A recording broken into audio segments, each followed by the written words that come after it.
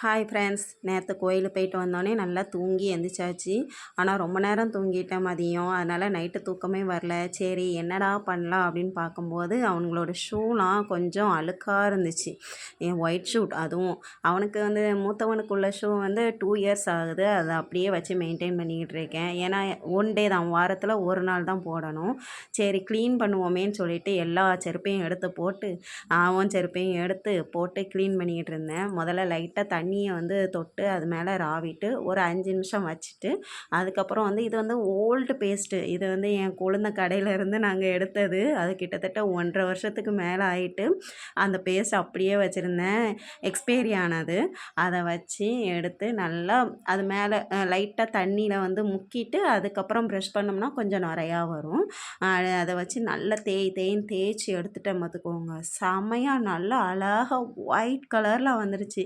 என்ன ஒன்று, அந்த கரையில் உள்ளது மட்டும்தான் கொஞ்சம் ஒயிட் கலரில் வரல. இன்னும் தேய்ச்சா வந்திருக்கும். நான் தான் கொஞ்சம் கறிவழிப்பு.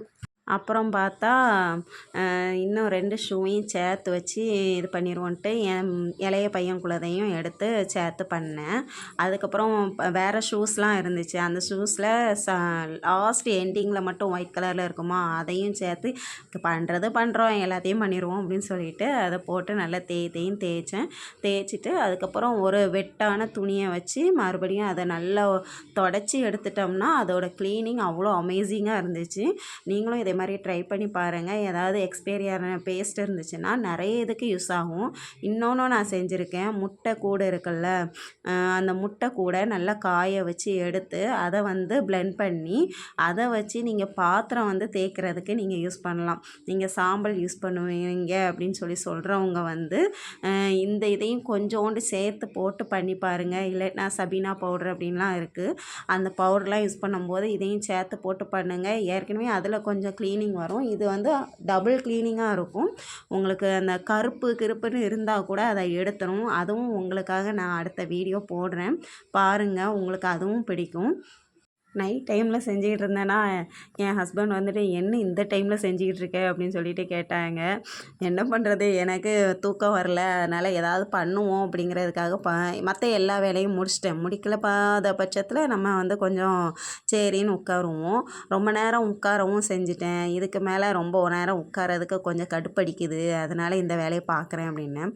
எங்கே க்ளீன் பண்ணதை காமி அப்படின்னு சொல்லிட்டு கேட்டாங்க. காமிச்சப்போ பரவாயில்லையே நல்லா க்ளீனாக இருக்குது அப்படின்னு சொல்லிட்டு பார்த்துட்டு ஒரு அப்ரிஷியேஷன் கொடுத்தாங்க. அது கொடுக்கும்போது அவ்வளோ சந்தோஷமாக இருந்துச்சு. ஏன்னா ஒரு வேலையை செய்யும் போது நீ சூப்பராக பண்ணியிருக்க அப்படின்னு சொல்லும் போது இன்னும் சந்தோஷமாக இருக்கும்ல. அந்த சந்தோஷம் எனக்கு கிடச்சிது. அதுக்கப்புறம் என் பையனும் மறுநாள் காலையில் எழுந்திரிச்சு பார்த்துட்டு சொல்கிறான், எம்மா சூப்பராக செஞ்சுருக்கம்மா, ஆனால் என்ன ஒன்று கரையிலலாம் கொஞ்சம் அழுக்கழுக்காக இருக்குமா அப்படின்னு. அதுக்கு மேலே செய்கிறதுக்கு எனக்கு கடுப்பிடிக்குதுடா போடா அப்படின்னு சொல்லிட்டு சொன்னேன்.